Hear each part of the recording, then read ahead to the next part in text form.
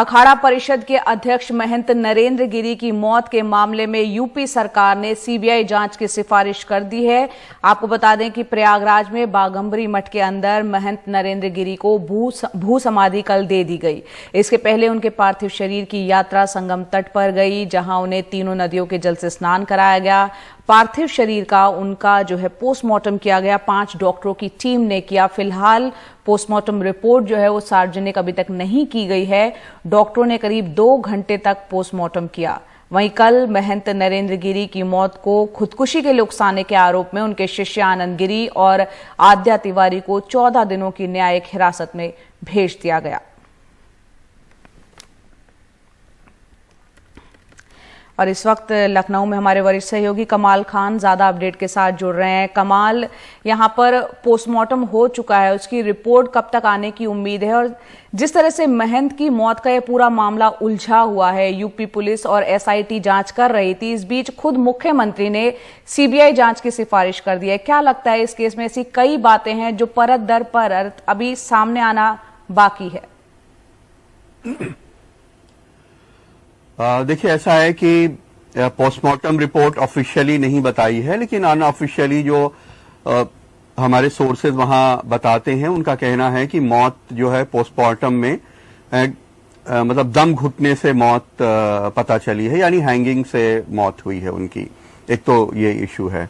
उनका विसरा जो है वो प्रिजर्व कर दिया गया है। वो आगरा में एक लैब है जहां टेस्टिंग के लिए भेजा जाता है, वहां से उसकी रिपोर्ट आएगी तो और ज्यादा जानकारी हो पाएगी।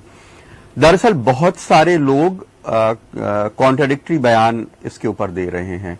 आनंद गिरी का कहना है कि यह हत्या है और उनके करीबी लोगों ने हत्या की है, जो वहां उनका उत्तराधिकार पाना चाहते थे या मठ की प्रॉपर्टीज के ऊपर कब्जा करना चाहते हैं।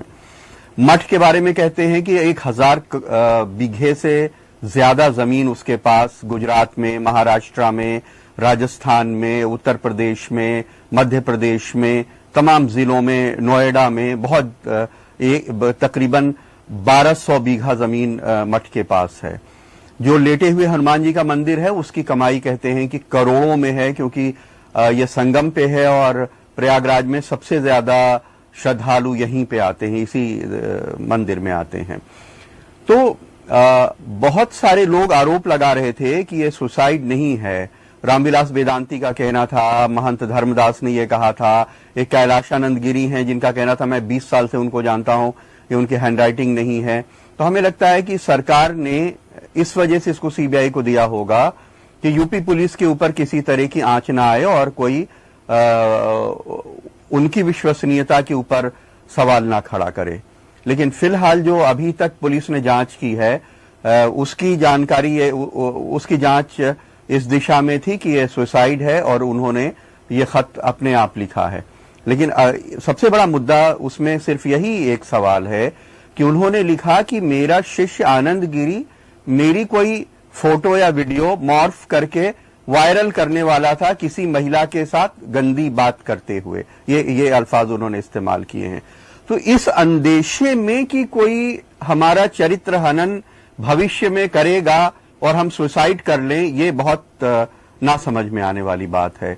और खास करके तब एक ऐसे शख्स के लिए जो इस देश के प्रधानमंत्री से भी संपर्क में है, जो मुख्यमंत्री से भी संपर्क में है, डीजीपी, तमाम बड़े अधिकारी, आईएएस, आईपीएस उसके चरण छूते हैं उनके संत होने के कारण, जो इतना पावरफुल है, 13 अखाड़ों का हेड है, वो इस उम्मीद में कि भविष्य में उसका शिष्य वायरल कर देगा कोई फर्जी वीडियो, वो सुसाइड कर ले, ये बहुत समझ में आने वाली बात नहीं है।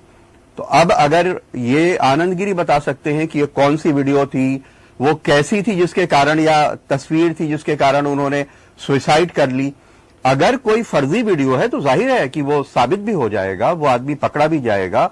आजकल साइबर क्राइम के एक्सपर्ट्स हैं जो फौरन पता कर लेंगे कि ये वीडियो मॉर्फ की गई है। ऐसा नहीं है कि उनके ऊपर इतना बड़ा लांछन लग जाएगा। तो अब ये एक बहुत बड़ा सवाल है। दूसरा क्या है कि मठों में बहुत तरह के झगड़े हैं। मठ अयोध्या में भी अगर आप वहां के अयोध्या के कोर्ट में जाएंगे तो वहां इतने साधु घूमते हुए दिख जाएंगे। अब ये समझ में नहीं आता है कि साधु अदालतों में क्या कर रहे हैं, तो पूछने पता चलता है कि ये सब जमीन जायदाद के झगड़े हैं जिसके लिए वो वहां पैरवी करने, गवाही देने, अलग अलग तरह के कामों के लिए आते हैं। तो अब उनके अंदर बहुत तरह के रहस्य हैं। अब वो धार्मिक स्थान हैं, उनमें बहुत लोगों की तमाम तरह की आस्थाएं हैं।